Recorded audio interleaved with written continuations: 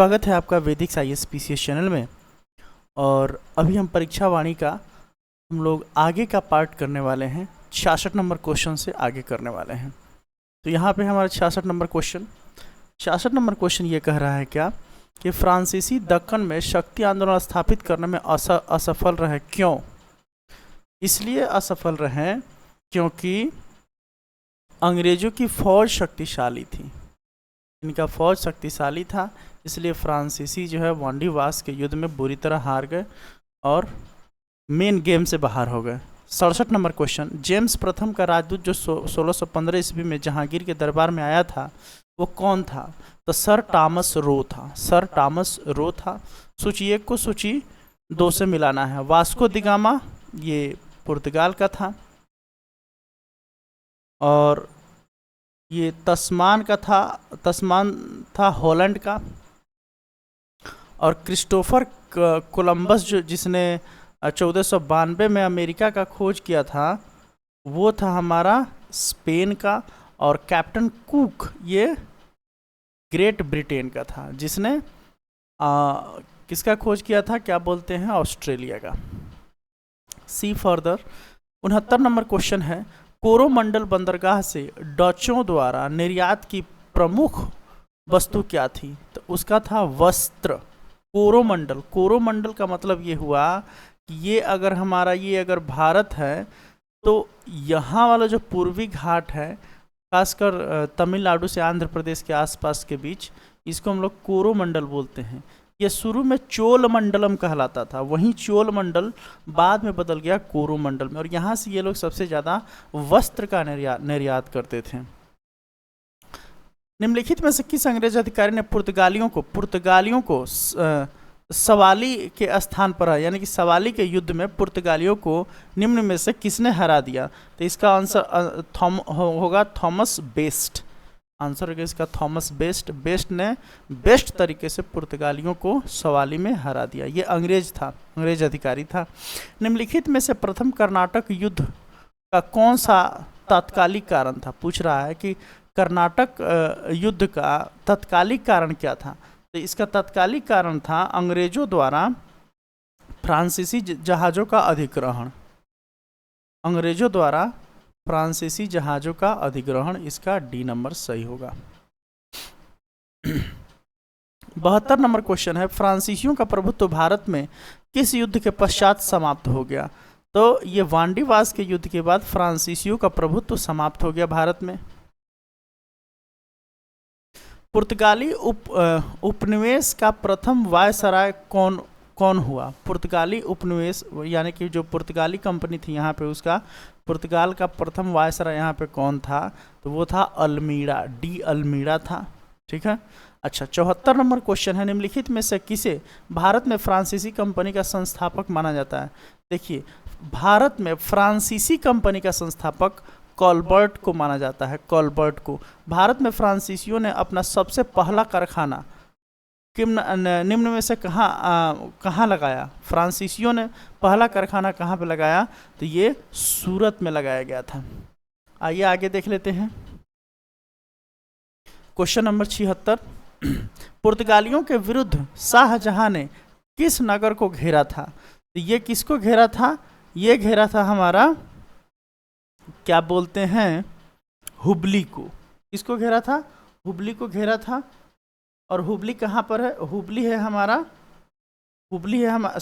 कहाँ पर है? हुगली हमारा है कोलकाता में। तो सबसे पहले, लेकिन जब पूछता है कि अंग्रेजों पर सबसे पहले किसने आक्रमण किया, तो वो औरंगजेब सही बताता है उसका आंसर। अरे क्यों नहीं लिख रहा है भाई?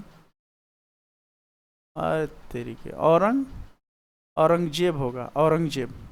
लेकिन अगर घेरा किसने डाला सबसे पहले, तो वो शाहजहां होगा हुगली में।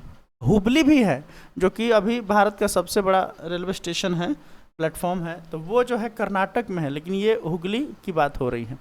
अंग्रेजी शासन काल में भारत का कौन सा क्षेत्र अफीम उत्पादन हेतु प्रसिद्ध था? अभी हम लोग देखे सोरा पिछले वाले वीडियो में, अभी ये भी बिहार ही होगा। भारत में यूरोपीय शक्तियों के प्रवेश के संदर्भ निम्नलिखित में से कौन सा कथन सही नहीं है?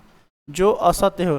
पुर्तगालियों ने 1499 में गोवा पर कब्जा किया था, नहीं भाई, तो 1510 में 1510 में ये लोग कब्जा किया था, 1510 में आदिल शाही से जीतकर।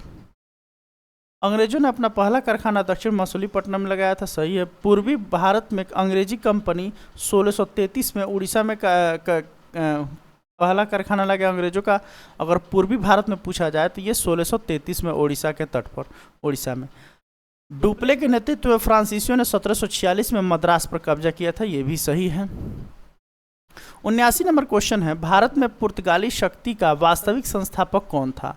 पुर्तगाली शक्ति का वास्तविक संस्थापक अगर पूछे तो ये था हमारा अल्बुकर्क डी अल्मीड़ा था। वो पुर्तगाली शक्ति का नहीं, वो फर्स्ट पुर्तगाली गवर्नर था, ये अल्बुकर्क होगा इसका।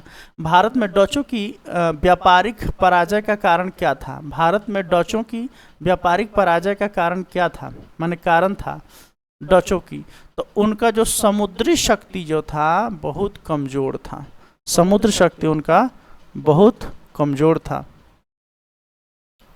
अच्छा, 81 किन यूरोपियों ने भारत में प्रथमतः सामुद्रिक व्यापारिक केंद्र स्थापित किया? मतलब किस यूरोपीय ने सामुद्रिक व्यापारिक केंद्र यानी कि पोर्ट टाइप का सिस्टम किसने बनाया जो कि व्यापार भी शुरू कर सकता था? तो ये हमारे पुर्तगाली लोग ही थे, पुर्तगाली लोग ही थे। फ्रांसीसी सहायता से 1765 ईस्वी में एक आधुनिक शस्त्रागार की स्थापना कहाँ हुई? तो ये था डिंडीगुल में, डिंडीगुल में हुआ था। ये टीपू सुल्तान के लोगों ने शायद वहीं लोग किया था। 83 नंबर क्वेश्चन था, ईस्ट इंडिया कंपनी की स्थापना का अधिकार पत्र किसने प्रदान किया था? ये थी एलिजाबेथ प्रथम थी, जिन्होंने कहा था कि ईस्ट इंडिया कंपनी को बनना चाहिए, उसका अधिकार पत्र पे इन्हीं का साइन मोहर था।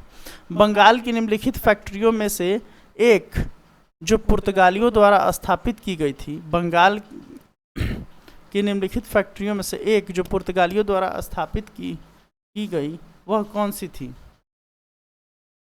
अच्छा, पुर्तगालियों द्वारा, तो ये था हमारा हुगली। देखिए हुगली इतना इम्पोर्टेंट है कि इसको जो है पुर्तगालियों द्वारा यहाँ पे फैक्ट्री की स्थापना की गई थी। 85 नंबर क्वेश्चन है, 17वीं शताब्दी में भारत और जावा के बीच व्यापार किसका प्रभुत्व था? व्यापार पर किसका प्रभुत्व था? तो ये हमारा डचों का प्रभुत्व था, डचों का। निम्नलिखित में से कौन कलकत्ता का संस्थापक था? तो ये जॉब चारनाक था कलकत्ता का संस्थापक। अच्छा, लंदन में ब्रिटिश ईस्ट इंडिया कंपनी के गठन के समय भारत का निम्नलिखित में कौन सा बादशाह था? अच्छा, ईस्ट इंडिया कंपनी कब बना? 1600 ईस्वी में, ठीक। अच्छा, और अकबर की मृत्यु 1605 में होती है, 1605 में होती है। तो ये तो इसका मतलब कि 1605 से पहले अकबर ही था ना। 88 नंबर क्वेश्चन है, भारत में ब्रिटेन की तुलना में फ्रांसीसी असफलता का क्या कारण था? भारत में ब्रिटेन की तुलना में फ्रांसीसी असफलता का क्या कारण था?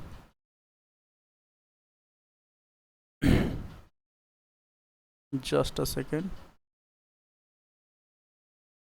कैसे मिट रहा है, जाने दीजिए। भारत में ब्रिटेन की तुलना में फ्रांसीसी असफलता का क्या कारण था? तो अल्प राजकीय सहयोग, फ्रांस को उतना राजकीय सहयोग नहीं मिल पाया जितना कि अंग्रेजों को मिला, और यही कारण था इसका। हम प्रयास कर रहे हैं कि छोटे छोटे वीडियो में करके ख़त्म कर दिया जाए, लॉन्ग वीडियो जो है एक उबाऊ टाइप का हो जाता है। Thank you so much for having patience with me. Keep patience more so that I could finish all the questions from the Pariksha Vani Adhunik Bharat. Thank you.